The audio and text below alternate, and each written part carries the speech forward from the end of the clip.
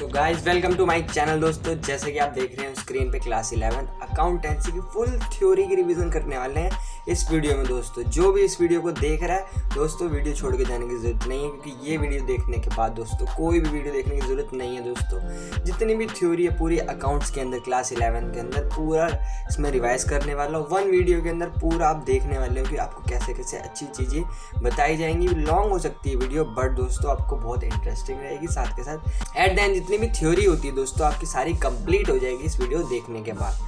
तो दोस्तों बिना टाइम वेस्ट करके क्या करते हैं, वीडियो को स्टार्ट करते हैं। तो दोस्तों जैसे कि स्क्रीन पर देख रहे होंगे, स्टार्ट करने वाले चैप्टर फर्स्ट चैप्टर। जितने भी थ्योरिटिकल चैप्टर है उनकी थ्योरी लेके आऊँ मैं पूरी पीडीएफ में। एक पूरा ये पीडीएफ भी आपको मिल जाएगा दोस्तों। तो दोस्तों स्टार्ट करते हैं चैप्टर फर्स्ट से। जैसे कि आप देख रहे होंगे हमारा चैप्टर है फर्स्ट, इंट्रोडक्शन ऑफ अकाउंटिंग। इसमें हम बेसिकली बात करने वाले हैं। सबसे पहला जो कंसेप्ट आता है, मीनिंग ऑफ अकाउंटिंग। भाई अकाउंटिंग होती क्या है, छोटी सी डेफिनेशन लिखी है आपको बहुत प्यारे वर्ड्स में। देखा, accounting is a systematic process. क्या है अकाउंटिंग? एक सिस्टमैटिक प्रोसेस है। किसका? Identifying, measuring, recording, classifying, summarising, interpreting and communicating financial information to the user. यानी जो अकाउंटिंग है उसके अंदर एक प्रोसेस है भाई। किसका? एक आइडेंटिफाई का, ठीक है, फिर मेजरिंग का, फिर recording, classify, summarising, interpreting and communicating financial information to the user. Accounting होती क्या है बेसिकली दोस्तों? अगर इन सिंपल वर्ड्स में बताऊं, चीज़ों को क्या करना, एक सिस्टमैटिक मैनर्स में रिकॉर्ड करना और उसको अच्छे से रिकॉर्ड रखना, और एट द एंड उससे क्या करना, उससे चीज़ों से इंटरप्रिटेट करके अपना प्रॉफिट एंड लॉस निकाल के अपने यूजर्स को, यानी जो कस्टमर्स हैं उनको बताना, भाई इतना प्रॉफिट आया, आप मेरे बिजनेस में क्या करें, इन्वेस्ट करें चीज़ें। ये सर ये होता है आपका सिंपल वर्ड्स में अगर बताऊँ अकाउंटिंग। अकाउंटिंग की डेफिनेशन आपको दोस्तों यहाँ से पढ़ सकते हो, बहुत ईजी वर्ड्स में ली है। आपकी बुक्स में थोड़ा सा डिफिकल्ट हो सकता है, बट यहाँ पर आपको बहुत बिल्कुल सिंपल वर्ड्स में मिलेगा। ठीक है दोस्तों, इस चीज़ का आप ध्यान रखें, बहुत ही ज़्यादा सिंपल रहेगा दोस्तों। देखते हैं इसके अंदर आपसे सबसे पहला जो प्रोसेस आता है आइडेंटिफाइंग के अंदर। हम आइडेंटिफाई क्या करते हैं भाई? आइडेंटिफाई तो पढ़ लिया भाई, आइडेंटिफाई के अंदर क्या चीज़ आइडेंटिफाई करनी होती है वो भी देख लेते हैं। तो आइडेंटिफाई में दोस्तों क्या होता है, the first step in accounting is determine what to record. भाई क्या रिकॉर्ड करना है? मैंने आज जूता लिया, क्या उसको भी रिकॉर्ड कर लूँ? क्या मैंने दोस्तों अपने लिए कमीज ली, क्या वो भी रिकॉर्ड कर लूँ? तो भाई रिकॉर्ड क्या करनी है, तो इसमें क्या कहता है, ओनली, जैसे अंडरलाइन कर रखा है दोस्तों, आप देख सकते हैं पहले से, बिजनेस ट्रांजेक्शन रिकॉर्ड करने। अब ये नया कंसेप्ट आ गया भाई, बिजनेस ट्रांजेक्शन है क्या? तो दोस्तों बिजनेस ट्रांजेक्शन क्या है? बेसिकली वो ट्रांजेक्शन, वो लेन देन जो कि क्या है, बिजनेस से रिलेटेड है, यानी बिजनेस से जुड़ा हुआ है कहीं ना कहीं, तो वो क्या होगा, बिजनेस ट्रांजेक्शन। दोस्तों क्या कह रहे हैं, for example purchase of ice cream is not a business transaction. अगर मैं अपने लिए क्या करूं दोस्तों, आइसक्रीम परचेज करूं, क्या ये बिजनेस के अंदर मेरे को रिकॉर्ड करनी चाहिए? क्या ये मेरे को इन फ्यूचर प्रॉफिट देगी भाई अगर आइसक्रीम परचेज कर रहा हूँ? कुछ बच्चे बोल रहे होंगे यस। तो दोस्तों ऐसा नहीं बोलते, ठीक है दोस्तों, ऐसा नहीं होता। परचेज ऑफ आइसक्रीम आपको इन फ्यूचर कोई प्रॉफिट नहीं देने वाली है। अगर वो आइसक्रीम का बिजनेस है देन तब कह सकते हैं, बट इन वैसे तो नॉर्मली नहीं होगा। अगर मैं बोलूँ purchase of raw material is a business transaction, अगर भाई रॉ मटेरियल परचेज कर रहा हूँ, रॉ मटेरियल क्यों परचेज कर रहे हैं, उससे फिनिश गुड्स क्या करूँगा दोस्तों, रेडी कर रहा हूँगा। यही होता है बिजनेस के अंदर। क्या करते, कच्चा माल खरीदते हैं, हिंदी में बोले तो कच्चा माल खरीद से ही क्या बनाते हैं, उससे तैयार माल को कन्वर्ट करके बेच के पैसा कमाया जाता है। यानी आइडेंटिफाइंग में हम क्या करते हैं, बेसिकली उन ट्रांजेक्शन को पहचानते हैं जो कि क्या है, बिजनेस ट्रांजेक्शन्स है, और साथ के साथ क्या है दोस्तों, वो क्या है, बिजनेस से रिलेटेड भी होनी चाहिए। अगर बिजनेस ट्रांजेक्शन है बिजनेस से रिलेटेड ही होगी दोस्तों। इसके नेक्स्ट स्टेप में बढ़ते हैं, क्या कह रहा है, मेजरिंग। क्या कह रहा है, मेजरिंग। मेजरिंग में बात करते हैं, जैसे बहुत सिंपल वर्ड्स में लिखा है, in accounting we record only those transaction which can be measured in terms of money. पहले ही अंडरलाइन कर दिया भाई, देखते ही आपको समझ आना चाहिए भाई क्या इसमें बात क्या करनी है। बात करनी है टर्म्स ऑफ मनी, यानी वो भाई पैसा होना चाहिए। क्या होना चाहिए, पैसा। 150 रुपया देगा, पैसे नहीं, पैसा होना चाहिए। यानी सारी जो ट्रांजेक्शन मेजर कर रहे हैं इन टर्म्स ऑफ मनी होनी चाहिए भाई, ठीक है। मनी वाली चीज़ों को क्या करेंगे, रिकॉर्ड करेंगे। जैसे एग्जाम्पल भी दे रखा है समझने के लिए, मैंने आपको एग्जाम्पल भी लिख के दिया है भाई, कहीं जाना ही नहीं है, सब यहीं मिलेगा। Loyalty of staff does not record in the books of accounts. क्यों भाई? क्या आप किसी की ईमानदारी पैसे में नाप सकते हो कि भाई राम तू 100 रुपये का ईमानदार है, बस 1000 का नहीं है? क्या ये ट्रू चीज़ है? क्या ये सच स्टेटमेंट है? ये क्या फैक्ट है? ऐसा कुछ होता है या इन रियलिटी करते हैं? तो दोस्तों इसका जो आंसर होगा नहीं, it is not a financial transaction. क्योंकि भाई क्या कर सकते, इसको इन टर्म्स ऑफ मनी तो मेज़र कर ही नहीं सकते ना, तो कैसे बोल सकते हो आप? तो इसका टर्म्स ऑफ मनी का एग्जांपल क्या आ सकते हैं? जैसे परचेज ऑफ गुड्स 4 रुपीज़ 10,000। अगर मैं परचेज कर रहा हूँ गुड्स 10,000 के, तो ये क्या होगी? इन टर्म्स ऑफ मनी, यानी फाइनेंशियल ट्रांजेक्शन होगी। फाइनेंशियल ट्रांजेक्शन मतलब जो क्या हो, in terms of money measure कर सके चीज़ों को।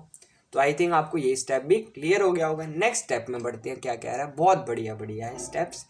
रिकॉर्डिंग क्या करना भाई? रिकॉर्डिंग करना बहुत ईजी है, कोई दिक्कत नहीं है, आपको समझाते हैं। रिकॉर्डिंग में हम बात करते हैं basically are transaction will be recorded in the books of accounts. जब क्या होती है वो एक इकोनॉमिक इवेंट हो, इकोनॉमिक यानी इन टर्म्स ऑफ मनी, और in terms of money measure करी जा रही है, और वो रिकॉर्ड कहाँ करते हैं दोस्तों? सबसे पहले ट्रांजेक्शन को जर्नल के अंदर रिकॉर्ड करते हैं, और जर्नल का जो नाम होता है बुक्स ऑफ अकाउंट्स भी कहते हैं, इस चीज़ को ध्यान रखना। और भी 3-4 नाम होते हैं, बता देता हूँ। ओरिजिनल बुक के नाम से भी जाना जाता है जर्नल, आपका क्वेश्चन आ सकता है पेपर में, ठीक है, इस चीज़ का ध्यान रखें। और जो तीसरा नाम है दोस्तों, आर्ट डे बुक के भी नाम से जानते हैं जर्नल को। एक वीडियो बनाई थी दोस्तों एमसीक्यू की वाली, आई बटन पे आपको दिख रहा होगा 25 मोस्ट एक्सपेक्टेड क्वेश्चन। तो इस वीडियोस को भी आप देख सकते हैं अगर आपने अच्छे से सारे चैप्टर पढ़ लिए हैं। लिंक इसका बायो में भी प्रोवाइड कर दूंगा, वहाँ से आप जाके देख सकते हैं दोस्तों, ठीक है। नेक्स्ट क्या कह रहा है? क्लासीफाइंग। क्लासीफाइंग में बात करते हैं दोस्तों, चीज़ों को क्या कर देना, क्लासीफाई करना। क्लासीफाई क्यों करते हैं? अब देखो, बिजनेस में हमने ट्रांजेक्शन्स रिकॉर्ड कर ली, मान लो राम था, श्याम था, मोहन था, रवि था, लाल था, सोनू यादव, बहुत सारे थे, सोनू गुज्जर भी आ गए भाई, बहुत सारे आ गए। अब बात होती है, अगर मेरे को मान लो सोनू गुज्जर का क्या चाहिए, पूरा स्टेटमेंट चाहिए भाई मेरे को, सोनू गुज्जर की क्या क्या ट्रांजेक्शन हुई वो चाहिए अकेली। अब मैंने तो भाई रिकॉर्ड करी थी ट्रांजेक्शन किसके अंदर, जर्नल के अंदर, सारी एक बार में। अब मेरे को भाई सोनू गुज्जर का चाहिए, तो मैं क्या करूँ? अगर मैं उसके लिए स्पेसिफिक अलग से एक चीज़ बनाता, क्या बनाता, उसे क्या कहते हैं, अकाउंट बनाता उसका एक अलग से अकाउंट बनाते। जैसे हम पासबुक होती है हमारे पास दोस्तों, तो पासबुक को क्या करते हैं, हमारे पास होता है वो हमारे पूरा बैलेंस बना रहा होता है। अगर मेरी पासबुक है तो वो मेरे अकाउंट का बैलेंस शो करी होगी। अगर आपकी क्या है, पासबुक है, तो आपका बैलेंस शो कर रही होगी नहीं आपकी चीज़ें। ऐसे अगर मैं सोनू गुज्जर का अकाउंट बना लेता है एक, तो उसमें क्या करती, सोनू गुज्जर से रिलेटेड जितनी भी ट्रांजेक्शन हुई होंगी, परचेज सेल्स की, सारी उसके अंदर रिकॉर्ड हुई होंगी। तो इसके अंदर क्या बनाते, एक नया कंसेप्ट आता है जिसे हम कहते हैं दोस्तों लेजर। आपने पढ़ा होगा, चैप्टर 9 या 10 है, नई और ओल्ड बुक के हिसाब से अलग अलग है, ठीक है। तो हम इसमें क्या बनाते हैं, क्लासीफाइंग में बात करते हैं, चीज़ों को क्या बना लें, एक लेजर बना लो भाई, एक सेपरेट अकाउंट बना दो। इससे क्या होगा, चीज़ें अच्छे से हो जाएंगी, डिफरेंट होंगी, जिसको आप क्या कर सकते हो, आराम से पहचान सकते हो भाई सोनू गुज्जर से इतना लेना है या देना है, या सोनू यादव से इतना लेना है या देना है। आई बात समझ दोस्तों। नेक्स्ट स्टेप क्या कह रहा है भाई, समराइजिंग। समराइजिंग में देख लेते क्या करते हैं। समराइजिंग बहुत सिंपल प्रोसेस है, क्या कहते हैं, इसके अंदर आप क्या बना देते हो, 3 अकाउंट देख रहे होंगे आप, trading account, profit and loss account, और बैलेंस शीट, ठीक है दोस्तों। ये 3 अकाउंट देख रहे होंगे आप, trading account, profit and loss account and balance sheet. इसमें आपको क्या कर देना दोस्तों, इन 3 को अकाउंट बना के आपको मिल जाती है अपने पूरे साल की, स्टार्टिंग से लास्ट तक। हमारे 2 ईयर होते हैं, आपको पता है, वो भी दोस्तों अभी हम पढ़ रहे होंगे, ठीक है दोस्तों, ध्यान रखने इस चीज़ का। दो ईयर कौन कौन से होते हैं वो भी हम पढ़ेंगे धीरे धीरे। ट्रेडिंग और प्रॉफिट एंड लॉस और balance sheet account eight the and बना लेते हैं जब साल खत्म हो रहा है। ये क्या कर देते हैं, हमारे पूरे बुक्स ऑफ अकाउंट जितना भी भाई जर्नल लेजर बना है उसका एक समरी प्रेजेंट कर देता है। जैसे आप बुक खोलते हैं, अपनी बुक के पूरा चैप्टर पढ़ने के बाद दोस्तों आपको एक बॉक्स में समरी दे रखी होती है, वो पढ़ के आपको पूरा चैप्टर क्या हो जाता है, समझ आ जाता है। ऐसे ये 3 अकाउंट बना के अपने पूरे बिजनेस की फाइनेंशियल पोजीशन, यानी भाई बिजनेस टॉप पे चल रहा है, मिड में चल रहा है या लो में चल रहा है, पता चल जाता है, ठीक है दोस्तों। लास्ट आता है, और इसके बाद भी एक नेक्स्ट स्टेप आता है, इंटरप्रिटेटिंग। इंटरप्रिटेटिंग में बात करते हैं दोस्तों, चीज़ों को क्या करना, इंटरप्रिटेट मतलब भाई क्या करना, एनालाइज करना। एनालाइज मतलब दोस्तों चीज़ों को चेक करना कि मेरे को प्रॉफिट हो रहा है या लॉस हो रहा है भाई बिजनेस में। ट्रेडिंग अकाउंट बना लिया, प्रॉफिट एंड लॉस अकाउंट बना लिया, बैलेंस शीट बना ली, अब भाई चेक तो करा जाए कि प्रॉफिट हुआ या लॉस। वो किसके अंदर करते हैं, इंटरप्रिटेटिंग में। जब हमें पता चल गया भाई प्रॉफिट हो रहा है ये रीज़न है, लॉस हो रहा है तो ये रीज़न है, तो भाई उसको हम क्या कर देते हैं, नेक्स्ट स्टेप में कन्वर्ट कर देते हैं। यानी इसमें हम बात करते हैं यूज़र्स को, अपने यूज़र्स को क्या कर देना, अपनी इन्फॉर्मेशन यानी फाइनेंशियल पोजीशन की भाई मेरी टॉप पे चल रही है, तुम आओ। फॉर एग्जांपल इसका ले सकते हैं, फॉर एग्जांपल मैं कोई ट्यूशन में पढ़ा रहा हूँ, ठीक है, उसका XYZ नाम है, उस ट्यूशन में बच्चे टॉप कर रहे हैं, तो मैं क्या लगा देता हूँ, बाहर बोर्ड लगा देता हूँ मैं, इस बच्चे ने अकाउंट्स में 99 स्कोर किया 100 में से। तो वो क्या हो जाएगा, एक तरह एडवर्टीजमेंट कर रहा हूँ, यानी अपने यूजर्स यानी अपने कस्टमर अपने स्टूडेंट्स को मैं क्या कर रहा हूँ, एक इन्फॉर्मेशन प्रोवाइड कर रहा हूँ, भाई आओ तुम मेरे ट्यूशन में आओ, क्योंकि तुम्हें यहाँ क्या मिलेगी, क्वालिटी स्टडी मिलेगी, ना कि क्वान्टिटेटिव। ठीक है दोस्तों, जैसे कि आप हमारा वो भी देखा होगा, चैनल पे गए होंगे, तो हम बिलीव करते हैं कि इसमें क्वालिटी में, नॉट इन क्वांटिटी। भाई क्वांटिटी मैटर नहीं करती, क्वालिटी एजुकेशन मैटर कर रही है। ठीक है दोस्तों, तो ये हमने देख लिया भाई कम्युनिकेशन यानी प्रोसेस ऑफ अकाउंटिंग। और ये प्रोसेस दे रखा है, आपसे पूछ ले प्रोसेस ऑफ अकाउंटिंग क्या होता है, तो identifying, measuring, recording, classifying, summarising, interpreting and communication. तो दोस्तों फिर क्या क्या होता है, एक बार रिपीट कर देते हैं। सबसे पहले आइडेंटिफाइंग, फिर क्या होता है दोस्तों, मेजरिंग, फिर रिकॉर्डिंग, फिर क्लासीफाइंग, फिर समराइजिंग, इंटरप्रिटेटिंग एंड कम्युनिकेटिंग। ठीक है दोस्तों, आई होप आपको समझ आया होगा। नेक्स्ट जो आता है इसमें छोटा सा कंसेप्ट है यूजर्स का। 1 मार्क में आपको दोस्तों MCQ में पूछ लेता है, इंटरनल एक्सटर्नल। सिंपल सा, एक्सटर्नल मतलब जो बिजनेस के क्या है, बाहर, एक्सटर्नल मतलब जो बिजनेस के बाहर हैं, जैसे कि एजेंसियां होगी, labour union, stock exchange, publics, others. ठीक है, ये सारे क्या हो जाते हैं, एक्सटर्नल यूजर्स हैं। इंटरनल जो बिजनेस के भाई अंदर है, सबसे पहला क्या होता है, ओनर भाई, share holders, investor, employees, management, staff हो गया, ये सारे क्या होते हैं, इंटरनल यूजर। एग्जांपल MCQ दे देता है भाई कि इनमें से कौन सा इंटरनल यूजर नहीं, इनमें से कौन सा एक्सटर्नल यूजर नहीं। ईजिली 2 मिनट में कर लोगे, 2 मिनट तो ज़्यादा ही बोलते हैं, 5 सेकंड में भाई टिक करके ख़त्म करो। ठीक है दोस्तों, नेक्स्ट जो प्रोसेस आता है मीनिंग ऑफ अकाउंटेंसी। इसको करने से पहले दोस्तों मैं आपको बता देना चाहता हूँ, जैसे आपको पता है कि हर वीडियो में कुछ सब्सक्राइबर को अपने वीडियो में शो कर रहा होता है, जो कि वीडियो में कमेंट कर रहे होते हैं, जो इस वीडियो में शो कर। तो दोस्तों सबसे पहला जो आता है हमारा, वो आता है अमाना करके, नेक्स्ट आता है शाना खान, और थर्ड वन है दोस्तों सोनू यादव। इन्होंने बहुत बढ़िया कमेंट करे हमारी वीडियो में, और कमेंट करते रहे हो दोस्तों ऐसी, ताकि मैं आपको वीडियो में शो कर सकूँ। Thank you so much again दोस्तों, तीनों सब्सक्राइबर को। ऐसी जो नेक्स्ट वीडियो में इसमें कमेंट करने वाला होगा, उनको भी मैं नेक्स्ट वीडियो में अपने शो कर रहा हूँ। तो thank you so much again, ऐसे दोस्तों कमेंट करते रहें। और साथ के साथ दोस्तों एक और गुड न्यूज़ देना चाहता हूँ दोस्तों, आपके सपोर्ट से मेरा भी चैनल क्या हो चुका है, मोनेटाइज हो चुका है दोस्तों। जी हाँ, मोनेटाइज हो चुका है। तो दोस्तों बहुत बहुत शुक्रिया आपका, क्योंकि आपके कारण मेरा channel at the end monetise हो गया। आपने ही दोस्तों बहुत सपोर्ट किया, तो thank you so much again. ठीक है, नेक्स्ट क्वेश्चन देखते हैं, नेक्स्ट टॉपिक क्या कह रहा है भाई, अकाउंटेंसी क्या होता है। अकाउंटेंसी की सिंपल सी डेफिनेशन मैंने लिखी है। अकाउंटेंसी क्या है, सिस्टमैटिक नॉलेज। क्या है, systematic knowledge of accounting. Explain how to deal with various aspect of accounting. Basically accountancy क्या करता है, आपको नॉलेज देता है क्या अकाउंटिंग करने की। मतलब क्या हुआ, चीज़ें को क्या करना, रिकॉर्ड लिखने की जो एक फॉर्मेट प्रोवाइड करता है, वो कौन प्रोवाइड करता है, अकाउंटेंसी। यानी अकाउंटेंसी अपनी बुक में आप क्या पढ़ते हो, अकाउंटेंसी पढ़ते हो। अगर मैं क्वेश्चन पूछ लूँ मैं कि अकाउंटिंग, अकाउंटेंसी और अकाउंट्स में क्या पढ़ते हो, तो दोस्तों आंसर होगा अकाउंटेंसी। ध्यान रखना, ये क्वेश्चन मैं जो भी बच्चा आता है उससे पूछता हूँ।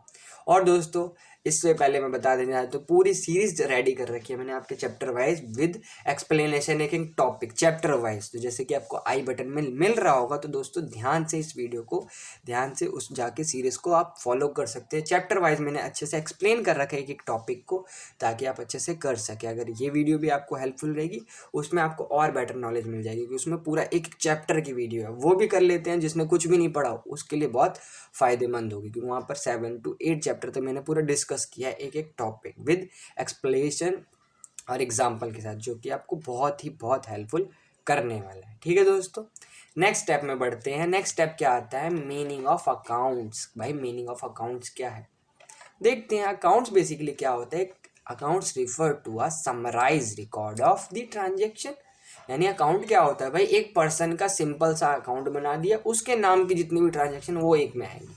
सिंपल वर्ड्स में जैसे मैं बोलूँ राम अकाउंट, यानी राम से जितनी भी रिलेटेड ट्रांजेक्शन्स होगी मेरे बुक के अंदर, वो सारी राम के अंदर भाई अकाउंट के अंदर लिख देंगे। जैसे मान लो मेरी है अकाउंट, मोहन कि एक पासबुक है, तो मोहन में भाई जितने भी ट्रांजेक्शन करी होंगी बैंक से, अपने बैंक में आया होगा, पैसा डाला या निकाला, पेटीएम करा, 200 इसको दिया, 250 इसको दिया, तो वो सारे क्या हो जाएगा, मोहन के अकाउंट में दर्ज किए जाएंगे, यानी रिकॉर्ड की जाएंगी। तो वो आ जाता है दोस्तों मीनिंग ऑफ अकाउंट्स के अंदर। कोई भी डाउट होता है, कोई भी क्वायरी होती है, तो दोस्तों आप कमेंट करके बता सकते हैं। और साथ के साथ और कोई भी स्टडी मटेरियल आपको प्रोवाइड चाहिए फ्री ऑफ कॉस्ट, तो दोस्तों हमारा टेलीग्राम ज्वाइन करें, फ्री ऑफ कॉस्ट है, कोई चार्ज नहीं है आपको। Free notes, free supporting material, साथ के साथ फ्री आपको एमसीक्यू क्वेश्चन भी मिल जाएंगे चैप्टर वाइज। और दोस्तों पूरी प्लेलिस्ट भी बनी हुई है इस चैनल पे, तो आप जाके देख सकते हैं, लिंक इसके बारे में प्रोवाइड कर दूंगा सबका, ठीक है दोस्तों। नेक्स्ट जिसके एग्जांपल दे रखे जैसे sales account, purchase account, debtor, creditor and Mohan account, ठीक है दोस्तों। नेक्स्ट आता है छोटा सा कंसेप्ट है बुक कीपिंग। क्या आता है बुक कीपिंग, भाई क्या है बुक कीपिंग दोस्तों? अगर देखें तो recording of business transaction in a systematic manner it is called book keeping, यानी चीज़ों को रिकॉर्ड करना। एक सिमिलर टू अकाउंटिंग ही होता है। इसमें हम क्या करते हैं, अकाउंटिंग के स्टार्टिंग के 4 स्टेप फॉलो करते हैं, यानी आइडेंटिफाई करना, मेजरिंग करना, रिकॉर्डिंग करना और क्लासीफाई करना। आइडेंटिफाई, मेजरिंग, रिकॉर्डिंग और क्लासीफाइंग, ये 4 स्टेप इंक्लूड करते हैं किसके अंदर, बुक कीपिंग। बहुत बढ़िया लिख के दिया दोस्तों, ये आप पढ़ भी लेते हैं नोट्स, तो आपको दोस्तों थ्योरी तो पढ़ने की जरूरत ही नहीं है, पूरी बुक से छाट के अलग बना रखा है मैंने। अब आ जाता है डिफरेंस क्या है भाई। सबसे पहले मीनिंग, बुक कीपिंग की डेफिनेशन लिख दो कि भाई ये इसका पार्ट है अकाउंटिंग का। अकाउंटिंग में पूरी डेफिनेशन आपको आप बताइए। नेचर क्या रहा भाई, रूटीन, डेली रूटीन में करते हैं बुक कीपिंग को, बट जो है अकाउंटिंग आप डेली नहीं करते हो। क्या प्रॉफिट डेली डेली निकालते हो भाई, आज भाई पूरा गल्ला लेके बैठ गया भाई कितने का प्रॉफिट हो, ऐसा तो नहीं करते ना दोस्तों। तो क्या करते हैं, डायनामिक नेचर होता है। नेक्स्ट है स्टेज। प्राइमरी क्यों है बुक कीपिंग, क्योंकि क्या होता है अकाउंट बुक कीपिंग को आप पहले करते देन आप क्या करते हैं अकाउंटिंग, क्योंकि स्टार्टिंग के 4 स्टेप होने के बाद ही तो नेक्स्ट स्टेप में आप बढ़ेंगे, सिंपल सा रीज़न है। नेक्स्ट जो परफॉर्मेंस है, यहाँ पर जूनियर स्टाफ काम कर रहा होता है बुक कीपिंग के अंदर, क्योंकि क्या है भाई छोटे छोटे पर्सन है जितने भी, यहाँ पर नॉलेज इतनी जरूरी नहीं होती, तो जूनियर स्टाफ करते हैं। यहाँ भाई सीनियर स्टाफ, क्योंकि यहाँ पर भाई प्रॉफिट एंड लॉस की बात हो रही होती है। नेक्स्ट है नॉलेज, यहाँ पर कम नॉलेज चाहिए होती है, यहाँ पर भाई स्पेशल स्किल होनी चाहिए भाई, तभी तो आप एनालाइज कर सकते हो, चीज़ों को देख सकते हो, ठीक है दोस्तों। नेक्स्ट पार्ट में बढ़ते हैं, क्या कह रहा है भाई, एडवांटेज ऑफ अकाउंटिंग पढ़ लेते हैं। क्या है भाई, बहुत इजी है। Provide financial information about the business, आपके बिजनेस की क्या करता है, फाइनेंशियल पोजीशन क्या करता है, बताता है कि प्रॉफिट हुआ, लॉस हुआ, कैसी परफॉर्मेंस चल रही है भाई, अप है, डाउन है, मिड में चल रहे हो या एवरेज चल रहे हो, क्या करता है अकाउंटिंग प्रोवाइड करते हैं, क्योंकि अकाउंटिंग में आपको क्या मिलती है, सारा डाटा मिलता है। हेल्पफुल इन मैनेजमेंट, मैनेजमेंट भी आपको क्या करता है, हेल्पफुल करता है। कंपेरेटिव स्टडी में आपकी हेल्प करता है। कंपेरेटिव स्टडी में क्यों, क्योंकि हम ईयर टू ईयर क्या रखते हैं, डाटा रखते हैं। अगर मेरे को पिछले ईयर से क्या करना है, इस साल का डाटा पिछले ईयर से क्या करना है, कंपेयर करना है, तो कंपेरेटिव स्टडी का भी क्या मिल जाता है मेरे को, यहाँ पर बेनिफिट मिल जाता है।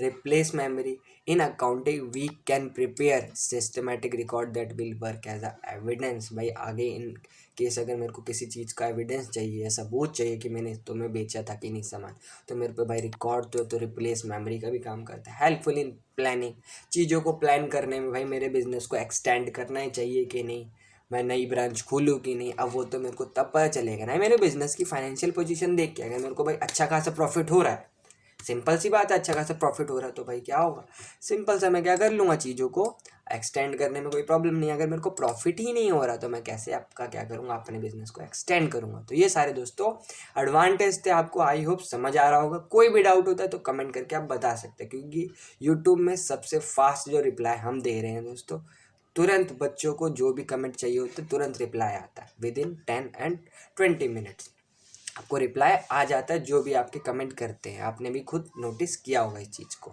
ठीक है। लिमिटेशन ऑफ अकाउंटिंग क्या है, लिमिटेशन ऑफ अकाउंटिंग सबसे पहला कहता है accounting is not fully exact. क्या अकाउंटिंग है हमेशा सही नहीं होती, कभी कभार क्या होता है, हम किसी पर्सन को सेल कर रहे होते हैं।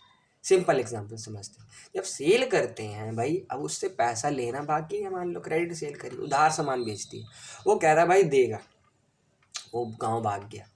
अब गांव भागेंगे थोड़ी उसके पीछे पीछे, भाई चले गए, डूब गए। अब क्या हुआ, 2 महीने बाद आया, उसको पकड़ लिया। अकाउंटिंग तो कह रही थी भाई पैसा तो गया, डूब गया, तो हमने तो भाई जीरो मान लिया था कि नहीं मिलेगा, बट भाई क्या पैसा मिल गया। तो accounting is not fully exact, हमेशा सही नहीं होती।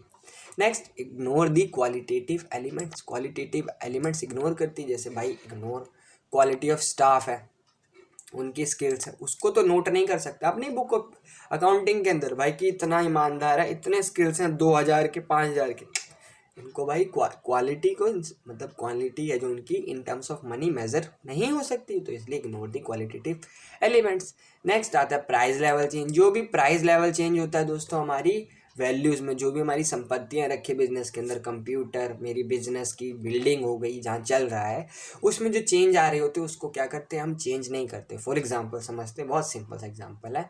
मान लो मेरा घर है, इसको खरीदा था मान लो 2007 में मैंने 10 लाख का। आज इसकी वैल्यू क्या होगी कि दोस्तों बढ़ चुकी होगी। क्या मैं 10 लाख को, जो अगर मान लो 15 लाख बढ़ गई है, 5 लाख बढ़ गया, तो मैं वहाँ पर चेंज करूँगा जब मैंने रिकॉर्ड करा होगा 2007 के अंदर? तो दोस्तों नहीं करते। क्यों? क्योंकि प्राइस लेवल चेंज को आप इफेक्ट नहीं करते, जो बुक में वैल्यू है वो वही रहने देते। नेक्स्ट और बहुत बढ़िया कंसेप्ट आता है विंडो ड्रेसिंग। भाई बच्चे तो भाई इसमें विंडो ड्रेसिंग मतलब विंडो की ड्रेसिंग कर देना, सही? हाँ यही मतलब होता है दोस्तों, समझना। यानी अगर सिंपल वर्ड्स में बताऊं तो क्या करना, अकाउंट्स को, तो इन सिंपल वर्ड्स बताऊं तो अकाउंट्स को क्या करना है, मैन्युपुलेट कर देना। मैन्युपुलेट मतलब होना कुछ और, दिखा कुछ और है। रियल में कुछ और है, दिखाया कुछ और जा रहा है। हो रहा है लॉस, दिखा रहे हैं प्रॉफिट। कैसे, क्या करते हैं इसमें हम चीज़ों को दोस्तों, जो एक्सपेंस है मेरा, एक्सपेंस तो आप बोलेंगे भाई भैया पता ही नहीं हमें, तो टेंशन क्या ले रहे हैं, CFA कंसेप्ट है क्यों आपके साथ? आपके कंसेप्ट को तो भाई समझाएगा ना, तभी तो CFA कंसेप्ट है भाई। तो करते हैं भाई। इसमें क्या करते हैं, जब आप क्या करते दोस्तों, चीज़ों को, आपके बिजनेस में खर्चा हुआ 5 लाख का मान लो, नया नया आपने धूमधाम में खींच दिया, खर्च कर दिया बहुत दबा के बिजनेस की, भाई प्रॉफिट कमाएंगे। अब 5 लाख तो खर्च कर दिया, इतने का प्रॉफिट नहीं, इतने का भाई मेरे को लाभ प्रॉफिट हुआ ही नहीं। अब क्या होगा मेरे बिजनेस के अंदर, तो मेरा बिजनेस तो लॉस दिखा रहा होगा। क्या हो रहा होगा, लॉस।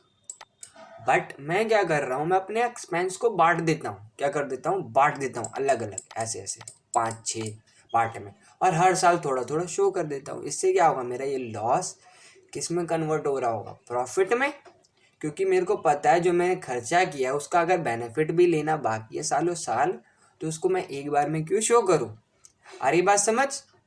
इसको समझ आ रही है, यस जरूर कमेंट करके बता रहा हूँ, ठीक है दोस्तों, ताकि मेरे को पता चल जाए भाई बच्चों को समझ आ रहा है कि नहीं। वेस्ट नहीं जाना चाहिए भाई, बच्चों को आपको लिए पढ़ा रहा हूँ मैं, आपके लिए बना रहा हूँ, तो आपको समझ आना चाहिए ज़रूर। नहीं आता तो कमेंट करके आप बता सकते हैं कि भैया हमें ये टॉपिक पे डाउट है।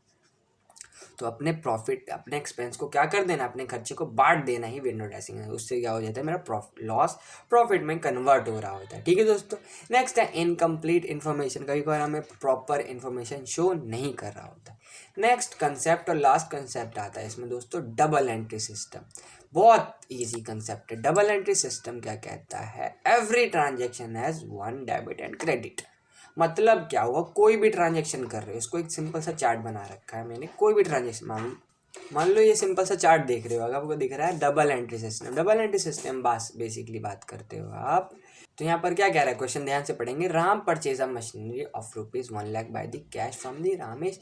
यानी राम ने मशीन परचेज करी रामेश से, तो इसके पास मशीन आई, दिख रहा है आपको एरो करके, मशीन आ रही है।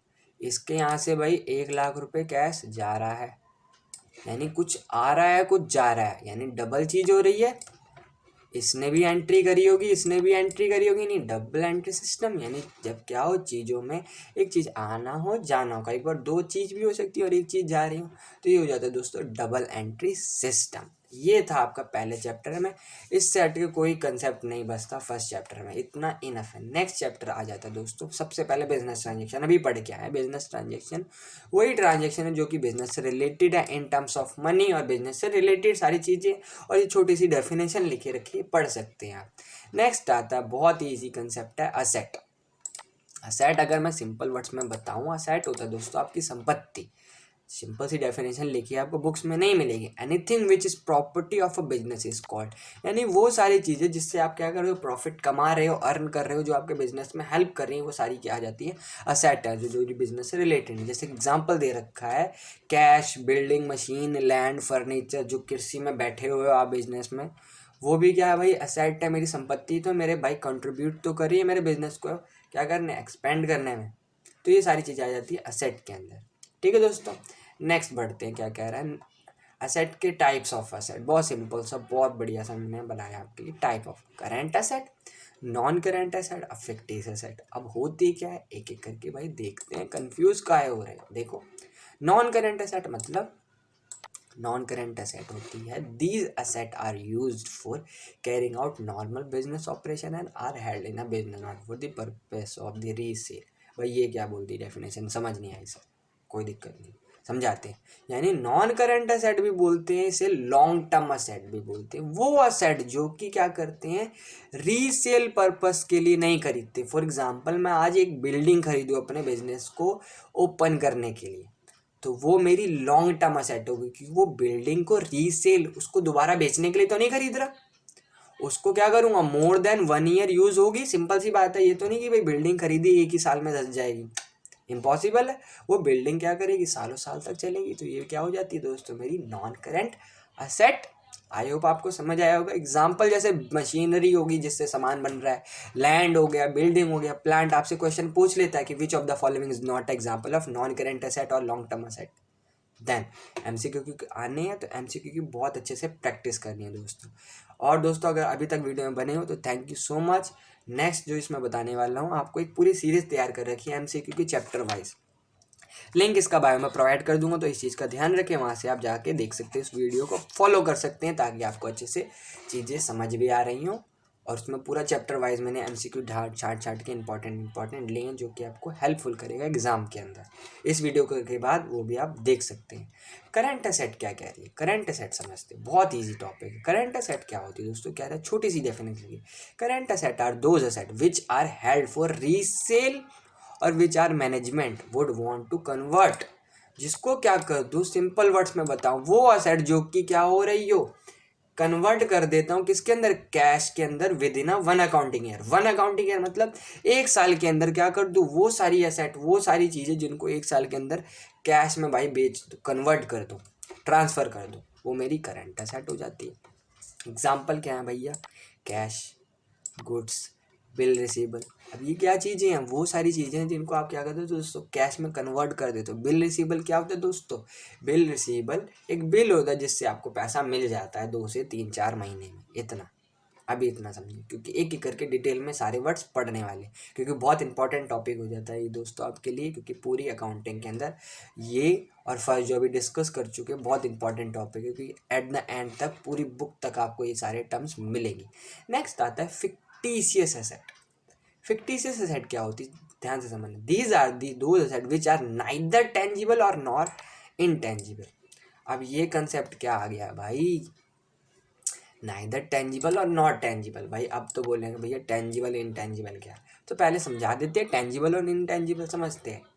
इनटेंजिबल असेट क्या होती है, intangible asset those asset which do not have physical existence and can not be seen and touch. वो असेट जो कि ना तो देख सकते ना तो छू सकते। अब भाई सोच में पड़ गए बच्चे कि भाई ये कौन सी एसेट आ गई जो देख ना सकते ना छू सकते। बिजनेस के अंदर तो भाई सारी तो क्या होती हैं, देखने लायक ही होती हैं, सबको देख सकते, कोई है ही नहीं जिसे ना देखे। हवा बोल रहे होगे, हवा सोच रहे हैं,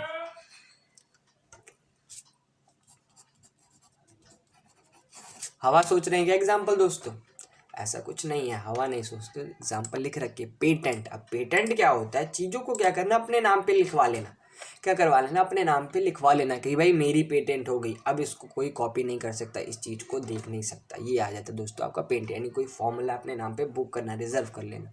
नेक्स्ट आता है ट्रेडमार्क। जैसे आप पूमा देखते हैं, पूमा में जो लायन है या शेर है जो भी, वो क्या उसका ट्रेडमार्क है। ऑडी का 4O, BMW, ये सारे क्या है, ट्रेडमार्क है। गुडविल, गुडविल मतलब क्या होता है दोस्तों, पहचान होना। फॉर एग्जांपल जैसे CY कंसेप्ट है, भाई इसकी भी पहचान बनेगी, ठीक है। ऐसे बहुत सारे लोग हैं, यूट्यूबर्स हैं, उनकी एक पहचान है जो उसके नाम से जानते हैं आप, तो वो क्या हो जाती है दोस्तों, गुडविल। जैसे आप बीकानेर है, किसके लिए फेमस है भाई, स्वीट्स के लिए फेमस है, उसके समोसे के लिए फेमस है, उसकी क्वालिटी के लिए फेमस है, तो वो क्या एक गुडविल है उसकी। कॉपीराइट, यानी चीज़ों को आप कॉपीराइट नहीं कर सकते। फॉर एग्जांपल CY कंसेप्ट कोई बुक लिखते हैं अकाउंट्स की, पूरे नोट्स की एक पूरी बुक रेडी कर दे और आपके लिए रेडी कर दे अमेज़ॉन के अंदर, तो वो क्या हो जाएगा, उसका कॉपीराइट हो जाएगा, क्योंकि वो बनाई किसने, उसने खुद लिखी है। तो वो क्या हो जाता है तो कॉपीराइट, यानी चीज़ों को कोई कॉपी नहीं कर सकता। टेंजिबल जस्ट इसका उल्टा, वो असेट जो कि देख सकते हो, चूज सकते हो, सारी हो जाएंगी, building, machine, goods, furniture etcetera, जितनी एसेट सब डाल दो, वो क्या हो जाएंगी, टेंजिबल, जो कि देख सकते हो, छू सकते हो सब कुछ, तो वो जाती है टेंजिबल एसेट।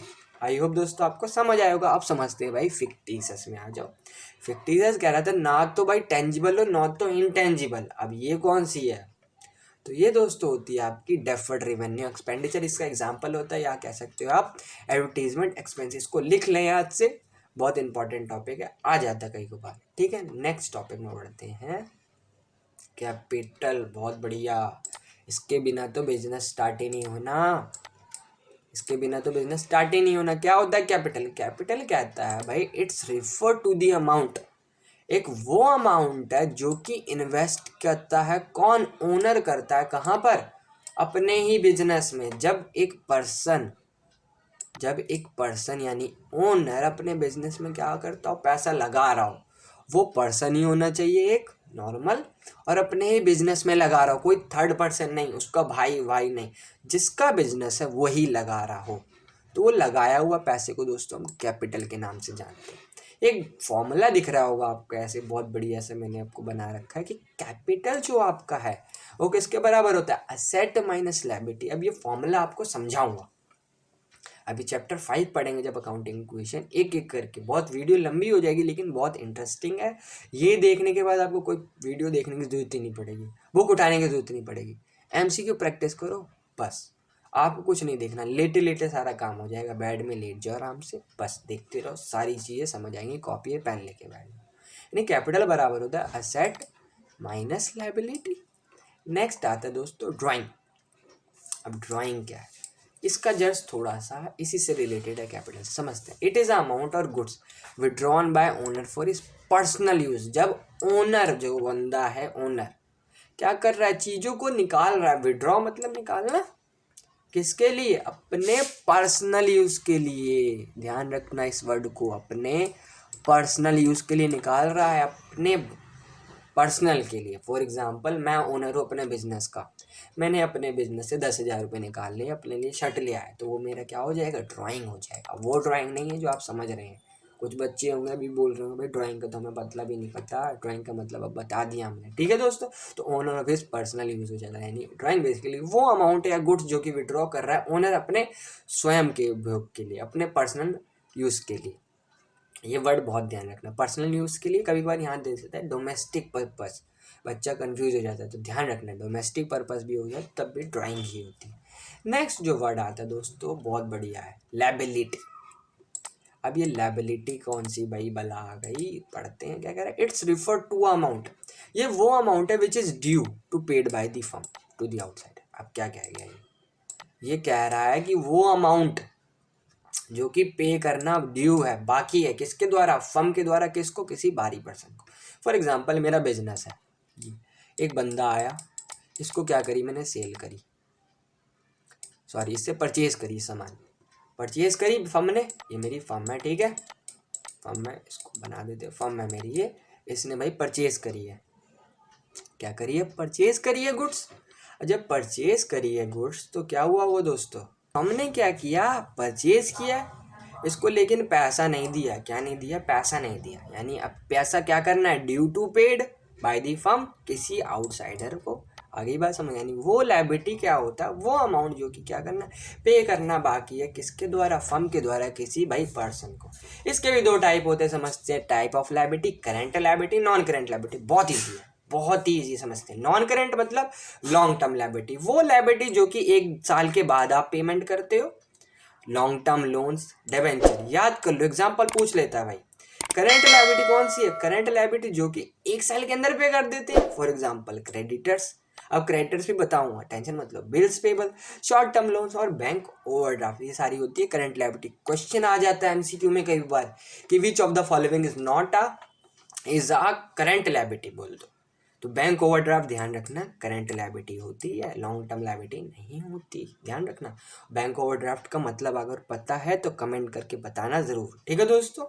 नेक्स्ट क्वेश्चन क्या कह रहा है, क्वेश्चन, परचेज क्या होता है जब आप परचेज मतलब समझते हो, चीज़ों को क्या करना, खरीदना। परचेज रिटर्न यानी चीज़ों को जो खरीदी है उनको रिटर्न कर देना। सेल्स मतलब चीज़ें बेचना। सेल्स रिटर्न मतलब बेची चीज़ को क्या कर देना, वापस कर रहा है आपको। गुड्स क्या होता है, गुड्स वो चीज़ें होती हैं जो कि बिजनेस के अंदर बेची जाती हैं अपने कस्टमर या कंज्यूमर्स को। एक एक टर्म में छोटी छोटी सब सारे के सारे पढ़ाऊंगा। Goods are things that are made to be sold. ठीक है। रिसिप्ट, कुछ नहीं बचना चाहिए भाई, सी वो है कंसेप्ट की तरफ से, कुछ नहीं बचेगा। It is the amount which is received or receivable by selling of goods and service assets. यानी रिसिप्ट्स क्या होती है, ज़्यादा जल्दी नहीं करेंगे भाई, पूरा आराम से समझाएंगे। वीडियो बड़ी हो सकती है लेकिन समझाएंगे पूरा। It is a amount which is received or receivable for selling goods and service. वो असेट है, वो अमाउंट है जो कि मिला है या मिलना बाकी है, कहाँ से, जब आप goods and service and assets बेचते हैं। आई बात समझ। इसके भी दो टाइप होते हैं, capital receipt and revenue receipt. दो टाइप दिख रहे हैं, बहुत इसी से चार्ट बनाया है, बहुत बढ़िया। ठीक है, आपको समझ आए। ठीक है। रेवेन्यू भी एक छोटा सा कंसेप्ट आ दिया, वही आ जाता है जो पैसा मिलना बाकी है, कहाँ से, सेल, गुड सेल करके टोटल अमाउंट जो कि मिलता है। नेक्स्ट आता है कैपिटल रिसिप्ट। वो है जो कि आप जब सेल करते हो असेट्स की, वो होता है कैपिटल रिसिप्ट। रेवेन्यू रिसिप्ट होता है जब आप क्या करते हो, चीज़ों को, गुड्स और सर्विस बेचते हो तब। नेक्स्ट कंसेप्ट आता है दोस्तों, बहुत ईजी कंसेप्ट है भाई, समझ लेते हैं। एक्सपेंडिचर क्या होता है, expenditure. Expenditure is a payment or incurrence of the liability in exchange of goods and service. जब आप भारी अमाउंट में क्या करते हो दोस्तों, खर्चा कर रहे हो, तो या तो आपकी लायबिलिटी इंक्रीज हो रही थी या तो असेट, वो एक्सपेंडिचर होता है। इसके भी 3 टाइप हैं, बहुत इंपॉर्टेंट है, डेफर्ड रेवेन्यू एक्सपेंडिचर। इससे आगे बढ़ने से पहले दोस्तों, अभी तक चैनल में बने हो तो चैनल को सब्सक्राइब कर लें, क्योंकि बहुत ही ज़्यादा मेहनत कर रहे हैं भाई आपके लिए, वीडियो बना रहे हैं, एक एक नोट्स रेडी करे हैं, आपको नोट्स की पीडीएफ भी प्रोवाइड करेंगे। जी हाँ, पीडीएफ भी प्रोवाइड करेंगे। टेलीग्राम ज्वाइन करना पड़ेगा आपको दोस्तों, वहाँ पर आपको फ्री ऑफ कॉस्ट, कोई चार्ज नहीं है, मिल जाएगा। तो चैनल को सब्सक्राइब कर लें दोस्तों पहले तो, और वीडियो को लाइक करें। इस वीडियो को जितना से ज़्यादा शेयर कर सके अपने दोस्तों को शेयर करें, ताकि वो अच्छे से इसका बेनिफिट ले सके, क्योंकि फ्री ऑफ कॉस्ट है, कोई इसमें आपको पैसा पेमेंट करना नहीं है। नेक्स्ट आता है रेवेन्यू एक्सपेंडिचर। रेवेन्यू एक्सपेंडिचर क्या कह रहा है, it is a summation of the all expenses by the business through the course of production of the goods and service. जब आप गुड्स एंड सर्विस पे खर्चा करते हो तो वो रेवेन्यू रिसिप्ट, सिंपल सा। कैपिटल रिसिप्ट जब क्या करते हो, आप असेट्स में भारी खर्चा करते हो।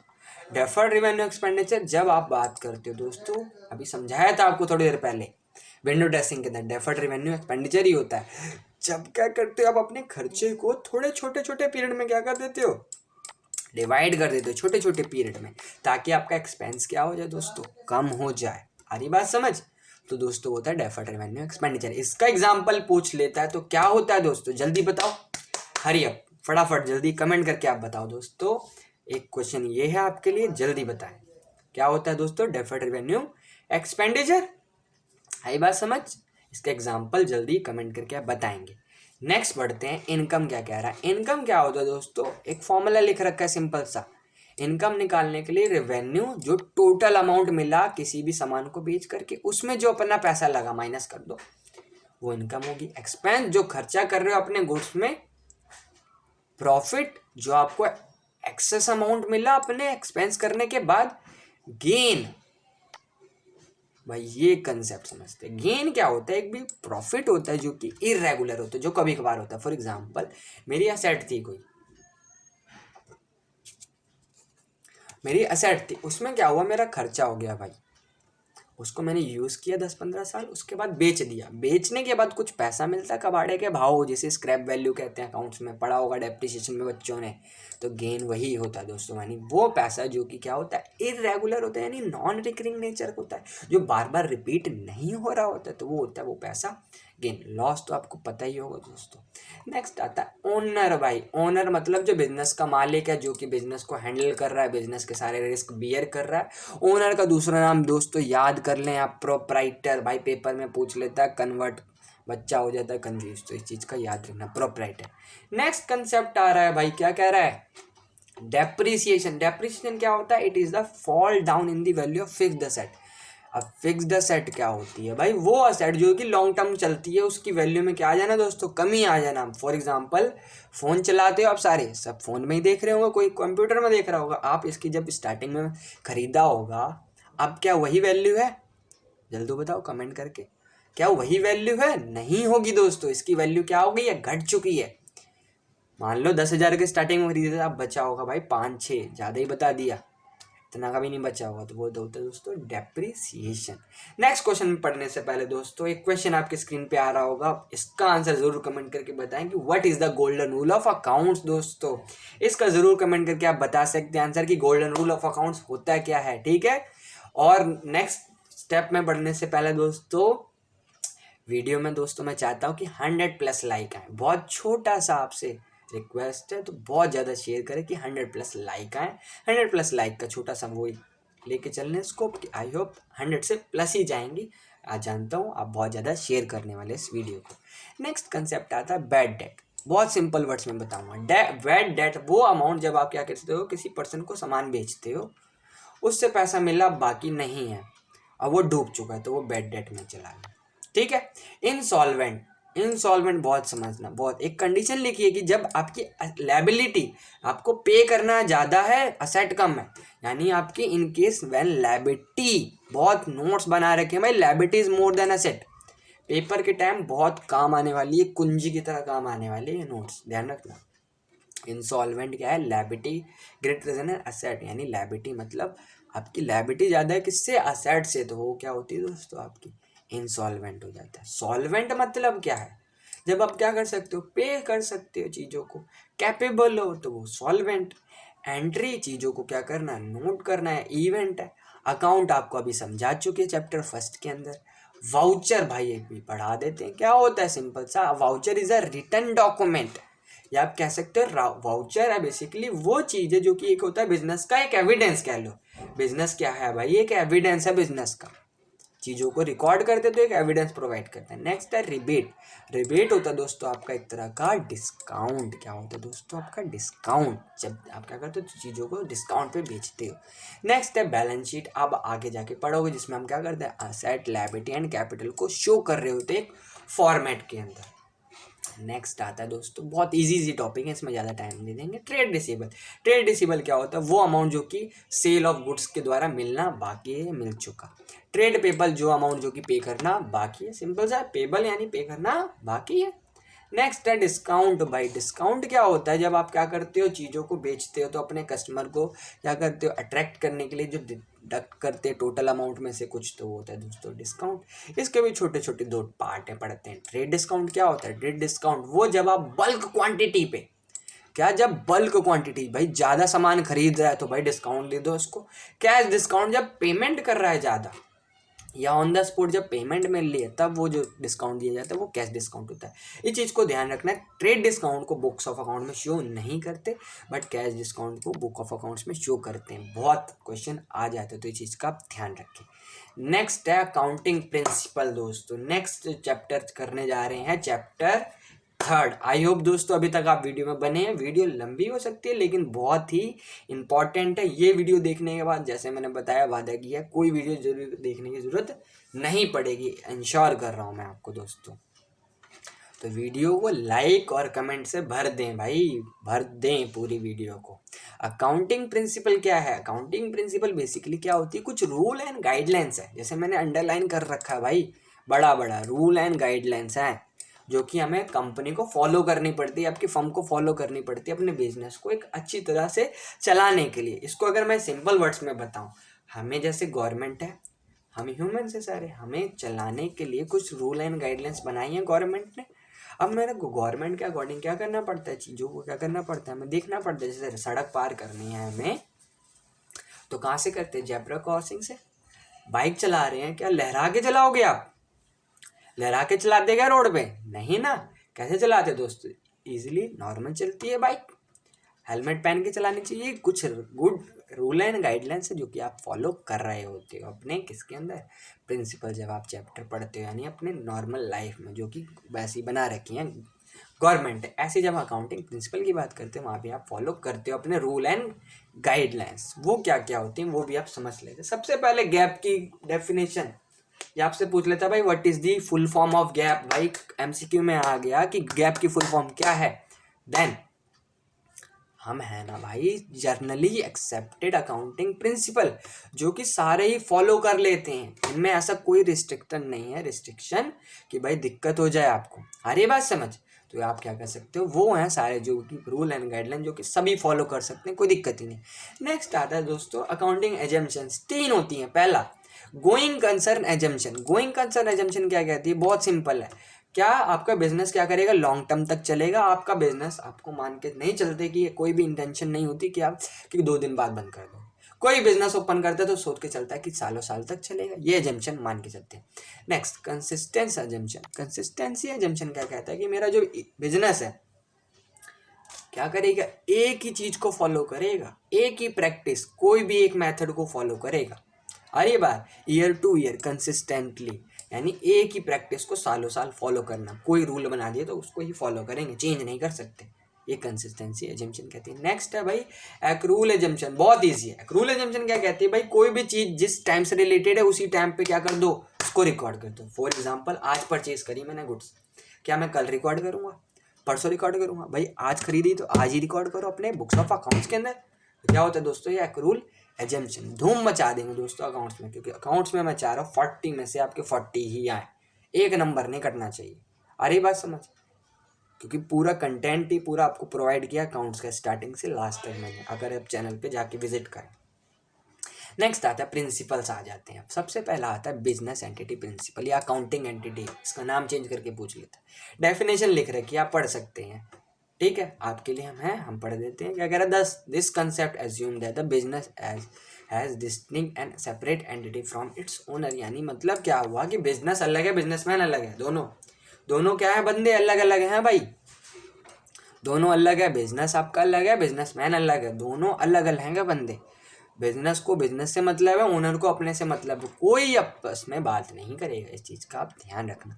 अरे बस मैं बात करने का मतलब ये नहीं कि बात ही नहीं करेगा, मतलब जो उनके पर्सनल रिलेशन है वो अलग बात है, बट जो नॉर्मल है बिजनेस एंटिटी में बात करते हैं, बिजनेस के अपने ट्रांजेक्शन्स होंगे, कोई पर्सनल खर्चा होता है ओनर का तो वो बिजनेस के अंदर रिकॉर्ड नहीं किया जाएगा। और कोई भी रिकॉर्ड करते हो ट्रांजेक्शन, कोई भी ट्रांजेक्शन देखते हो तो आपको क्या करना होता है, उसको आपको एक ही यानी एक ही एस्पेक्ट के अंदर क्या करते हो, रिकॉर्ड कर रहे हो, तो वो बिजनेस एंटिटी प्रिंसिपल होता है। नेक्स्ट बनते हैं दोस्तों money measurement principle. Money measurement principle क्या कहता है भाई, दिस कंसेप्ट कहता है कि कोई भी टर्म है, कोई भी चीज है, उसको मनी की टर्म में मेजर करो, बात खत्म। नॉन मॉनेटरी ट्रांजेक्शन को छोड़ दो भाई, नॉन मॉनेटरी जो कि एम्प्लॉयज की स्ट्राइक्स हो गई, स्केल ऑफ स्टाफ, मनी की टर्म में मेजर नहीं है, स्टार्टिंग में पढ़ा था अकाउंटिंग के अंदर। तो मनी मैनेजमेंट प्रिंसिपल क्या कहता है, जो भी मनी की टर्म में उसको मनी की टर्म में ही मेजर करो, और कुछ नहीं होना चाहिए। नेक्स्ट आता है दोस्तों accounting period principle. Accounting period principle क्या कहता है कि भाई अभी बताया था मैंने, 2 ईयर फॉलो करते हैं। एक है फाइनेंशियल ईयर, पूरे नोट्स में लिख रखे हैं, दिख रहे हैं आपको, 1 अप्रैल से 31 मार्च, ये होता है financial year.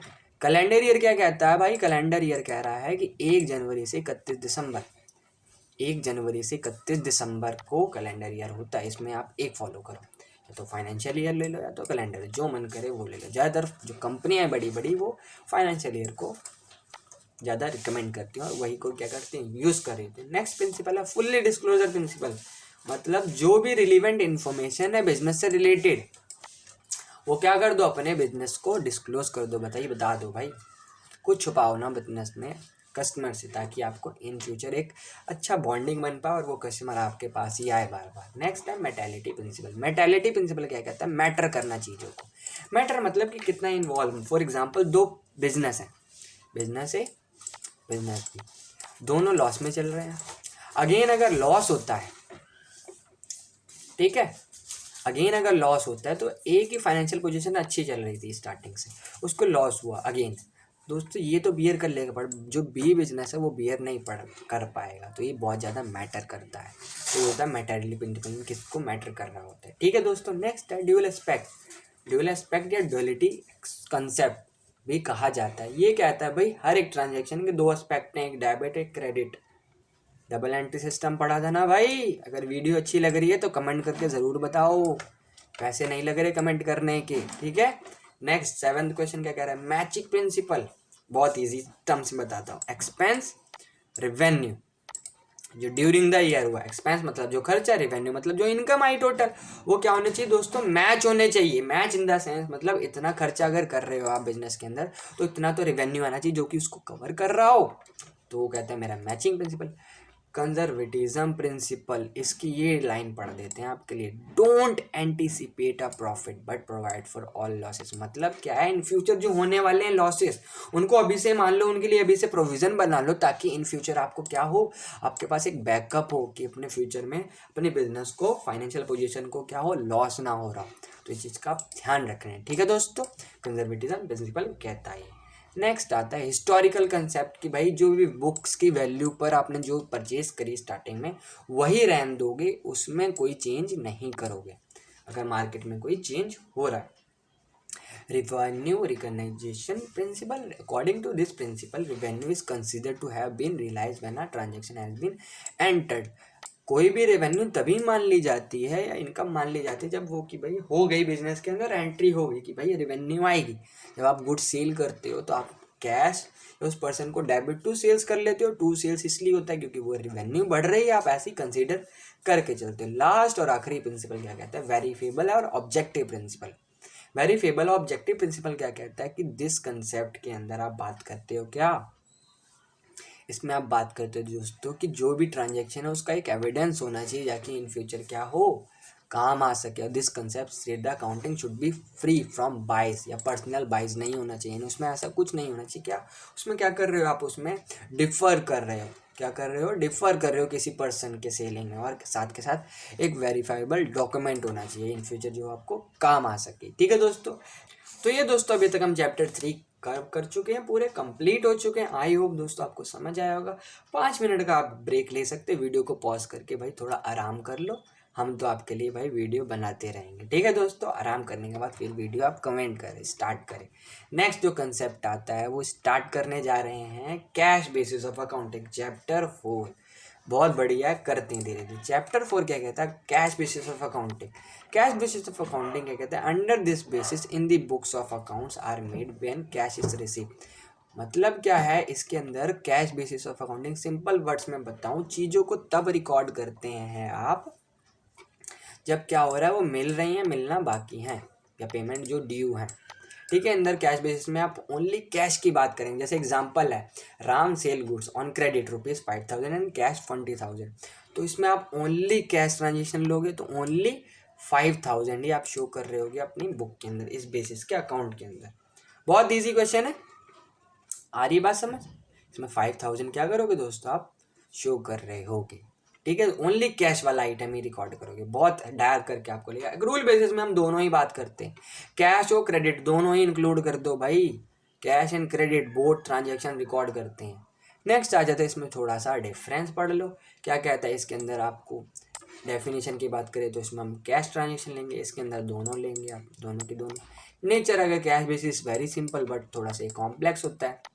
Next accounting system followed, इसमें अंदर फॉलो कर रहे होते, इसमें भी आप फॉलो कर रहे होते, ठीक है। यहाँ सिंगल एंट्री, यहाँ डबल एंट्री फॉलो कर रही होती है। यहाँ पर आप बात करें वेरिएंस इन इनकम स्टेटमेंट, यहाँ पर जो लोअर इनकम शो कर रहा होता है क्योंकि यहाँ पर एक ही चीज़ों का एक्सपेक्ट हो रहा है। यहाँ पर हायर इनकम शो कर रहा होता है क्योंकि यहाँ दोनों ट्रांजेक्शन हो रही है। एक्यूरेसी यहाँ पर कम होती है क्योंकि यहाँ पर एक ही पार्ट रिकॉर्ड हो रहा है ट्रांजेक्शन का, यहाँ पर ज़्यादा होती है क्योंकि वहीं क्रेडिट भी ले रहे हैं, क्योंकि क्रेडिट लोग ज़्यादा खरीदते हैं, कैश में कई बार बाई चांस होता है कि नहीं खरीद पा रहे हैं।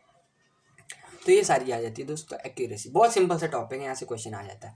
ऑडिटिंग ऑफ फाइनेंशियल स्टेटमेंट ये गिवन है। सुटेबल क्यों है, जो छोटे बिजनेस के लिए मोस्ट सुटेबल है, जो बड़े बड़े बिजनेस है तो वो तो भाई एक्रूल बेसिस को फॉलो कर रहे होते हैं। ये चैप्टर दोस्तों यहीं पर ही हमने खत्म कर लिया। नेक्स्ट आ जाता है अकाउंटिंग इक्वेशन। करते हैं दोस्तों, जल्दी से करते हैं, इसको भी कवर कर लेते हैं फटाफट। चैप्टर 6 भी और चैप्टर 7 10-15 मिनट में ये भी ख़त्म हो जाएगा। 1 से 1.5 घंटे की वीडियो है लेकिन बहुत मज़ा आ जाएगा। पूरी बुक को भाई आपको लग जाएंगे 5-6 घंटे पढ़ने में, पूरी बुक को ख़त्म कर दिया हमने यहाँ पर। अगर आप चाहेंगे तो कमेंट करके बता सकते हैं, एक वीडियो और ले आएंगे जिसमें बाकी चैप्टर भी मैं कवर कर दूंगा विद प्रैक्टिकल के साथ। चाहते हैं तो ज़रूर कमेंट करके आप बताएं, ज़्यादा बच्चे कमेंट करेंगे तभी हम बना पाएंगे दोस्तों, ठीक है। आपको जैसे आपको पेपर है तो उसके अकॉर्डिंग हम करेंगे दोस्तों। अकाउंटिंग इक्वेशन क्या कह रहा है, a mathematical expression which shows that asset and liability of firm are equal known as accounting equation. भाई नहीं समझ आ रहा भैया, हम नहीं पढ़ेंगे, यही सोच रहे हो, टेंशन मत लो भाई। CY कंसेप्ट क्यों है, क्या कह रहा है भाई, ये जो एक फॉलो करता है, ये डबल एंट्री सिस्टम फॉलो करता है। इस चीज़ को ध्यान रख लो कि ये क्या करता है, ड्यूल एस्पेक्ट कंसेप्ट या डबल एंट्री सिस्टम को फॉलो करता है। डबल एंट्री सिस्टम आपको पता है भाई, एक ट्रांजेक्शन है उसके दो टॉप टॉप क्या होते हैं, टॉप टॉप टीप क्या होते हैं, दो पार्ट होते हैं, एक डेबिट एक क्रेडिट, दो एस्पेक्ट्स होते हैं।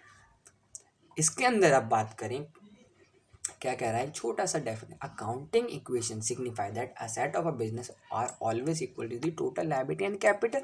यानी जो असेट होती है आपकी लायबिलिटी प्लस में कैपिटल के बराबर होती है, जो कैपिटल होती है वो क्या होती है, ओनर्स की इक्विटी भी कहलाती है, ध्यान रखना पूछ लेता है, या कैपिटल को आप इक्विटी भी कहते हैं, कभी कभार डाल देता है और बच्चा हो जाता है कंफ्यूज, भाई भैया ने तो पढ़ाया है नहीं, ये तो हमने देखा है नहीं।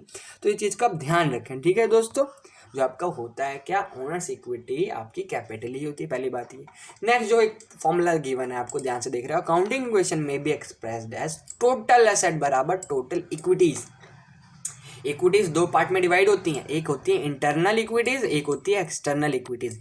इंटरनल जो बिजनेस के अंदर है, बिजनेस के अंदर क्या होती है भाई, कैपिटल, कैपिटल कौन लगाता है, ओनर। एक्सटर्नल इक्विटीज मतलब जो कि क्या कर रहे हैं, बाहर वाले बंदे लगा रहे हैं, लायबिलिटी वही होती है ना जो बाहर पे करनी बाकी है, तो वो होती है लायबिलिटी। क्योंकि जो हमारा बिजनेस चलता है कई बार बाहर के लोगों के पैसे पे भी चलता है, क्योंकि हम अकेला बिजनेस को हैंडल नहीं कर पाते, ठीक है, क्योंकि हमें बाहर के लोगों के पैसे भी चाहिए, यानी जो इन्वेस्टमेंट कर रहे होते हैं। तो असेट का बराबर फॉर्मूला क्या आ गया फाइनली, कि असेट बराबर कैपिटल प्लस लायबिलिटी। इससे अच्छा दोस्तों आप बहुत बढ़िया है, बिल्कुल सिंपल वर्ड्स में पढ़ाया है भाई। नेक्स्ट, अगर आपको कैपिटल निकालने को बोल दे, क्या करो, भेज दो इसको, लायबिलिटी को यहाँ भेज दो, फॉर्मूला क्या बन गया, कैपिटल बराबर एसेट माइनस लायबिलिटी। अब बोला भाई लायबिलिटी बताओ भाई सर, लायबिलिटी लायबिलिटी बताने के लिए इधर उधर फेंक दो इनको भाई, फेंक दो इधर उधर कर दो, क्या कर दो, इधर उधर कर दो भाई, कर दिया।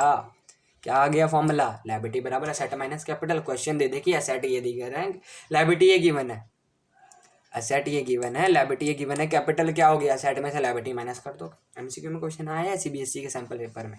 और दोस्तों पूरा सीबीएसई का सैंपल पेपर मैंने सॉल्व, पूरा वीडियो आपको लिंक इसके बारे में प्रोवाइड कर दूंगा, आई बटन में भी आपको शो हो रहा होगा, तो ज़रूर जाके देख सकते हैं उस वीडियो को, क्योंकि बहुत काम आने वाली है वो वीडियो आपको, ठीक है दोस्तों।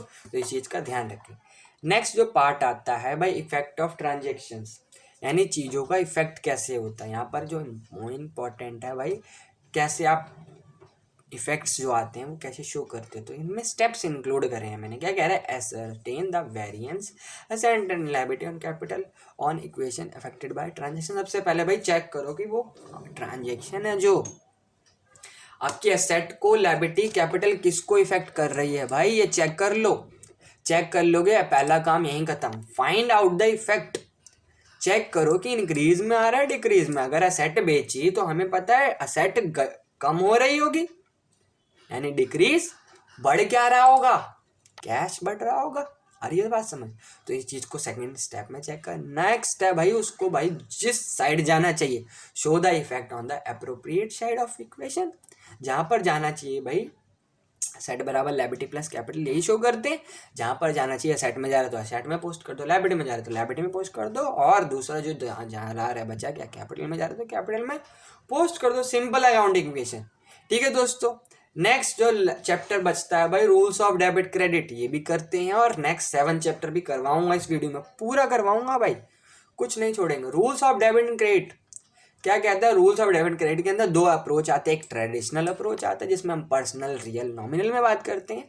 नेक्स्ट इसमें आता है मॉडर्न, वो भी पढ़ते, पहले ट्रेडिशनल पढ़ते। ट्रेडिशनल क्या कहता है कि पर्सनल के अंदर बात करते दोस्तों क्या, कि debit the receiver, debit the receiver, credit the giver, debit the receiver, credit the giver. याद कर लो भाई, पेपर में पूछ लेगा, पर्सनल है, रियल है, nominal, debit the receiver, credit the giver.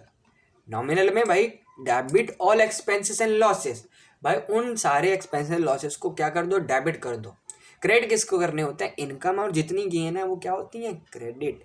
Real में हम बात करते हैं दोस्तों सारी एसेट्स, डेबिट व्हाट्स कम इन, मतलब जो आया, क्रेडिट वर्ड्स गोज आउट, क्या गया।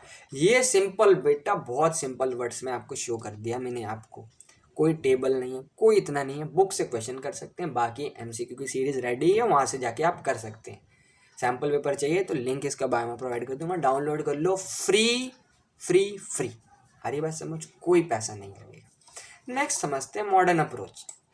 मॉडर्न अप्रोच तो भाई देखते ही समझ आएगा। देखो मॉडर्न अप्रोच सिंपल सा है, क्या कह रहा है, असेट लो आप एक्सपेंस लो। कलर चेंज करते हैं तो सेलेक्ट करते हैं भाई, असेट ले लिया मैंने और एक्सपेंस, ये जब बढ़ते हैं तो होते हैं डेबिट। आ रही बात समझ, देखो इंक्रीज हो रहे हैं दोनों तो डेबिट कर दिया, जब ये घटते हैं तो क्या हो जाता है, क्रेडिट। आ रही बात समझ। देखो बाकी यहाँ पर गोला लगा देते हैं हम इनका तीनों का, ठीक है, 1 2 3, जब ये बढ़ते हैं तो होते हैं क्रेडिट। चेक करो भाई, चेक कर लो, increase capital increase, revenue increase, क्या हो रहा है, क्रेडिट। जब ये डिक्रीज हो रहे होंगे तो डेबिट। चेक कर लो भाई, डिक्रीज डिक्रीज डिक्रीज। आ रही बात समझ, डिक्रीज डिक्रीज डिक्रीज, यानी असेट और एक्सपेंस जब बढ़ता है तो क्या होता है, डेबिट, जब घटता है तो क्रेडिट। लायबिलिटी कैपिटल रेवेन्यू जब बढ़ता है तो क्रेडिट, जब घटता है तो डेबिट। सिंपल सा अप्रोच है। आपसे क्वेश्चन पूछ लेता है तो आप बता सकते हो क्या डेबिट होना है, क्रेडिट होना है। आपको बस पता होना चाहिए लायबिलिटी कैपिटल एक्सपेंस रेवेन्यू इसके अंदर क्या होता है। और सिंपल सा आप इसे क्लियर करके भी याद कर सकते हो, सी से कि कैपिटल, एल से लायबिलिटी, ठीक है। इस टाइप से भी आपको बहुत सारे यूट्यूब बताते हैं, तो आप यहाँ पर ये कोई करने की जरूरत नहीं है, वैसे भी सिंपल वर्ड्स में आपको बता दिया मैंने भी, ठीक है दोस्तों। नेक्स्ट जो आता है 7 चैप्टर भी खत्म कर रहे हैं भाई, फटाफट से खत्म कर देंगे सब। सोर्स डॉक्यूमेंट क्या कहता है, सोर्स डॉक्यूमेंट सिंपल सा दोस्तों कहता है, it is a written document which contain details of the transaction prepared at the time it is entered into. It is also refer to a supporting document. इसको as a supporting document भी कहते हैं। It is a prime importance, क्योंकि चीज़ों को क्या करते हो, बेसिस ऑफ एविडेंस भी होता है। सोर्स डॉक्यूमेंट आपसे पूछ लेता है कि भाई एविडेंस ऑफ बिजनेस ट्रांजेक्शन क्या होता है, तो ये ध्यान रखना।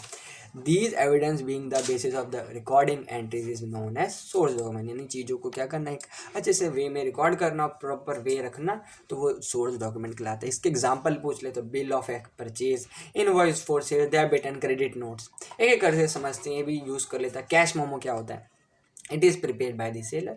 सेलर के द्वारा प्रिपेयर किया जाता है। क्यों प्रिपेयर किया जाता है, फॉर गुड्स सोल्ड अगेंस्ट। क्या, जब आप कैश में सामान बेच रहे हो तो कैश मेमो बनाया जाता है। Cash memo act as a evidence of both seller and purchase of the good, यानी एज अ एविडेंस काम करता है सेलर के लिए और परचेजर के लिए भी। ये एग्जाम्पल दे रखा दोस्तों, आप इसको रीड कर सकते हैं, ठीक है। इसमें बहुत सिंपल वर्ड्स में है।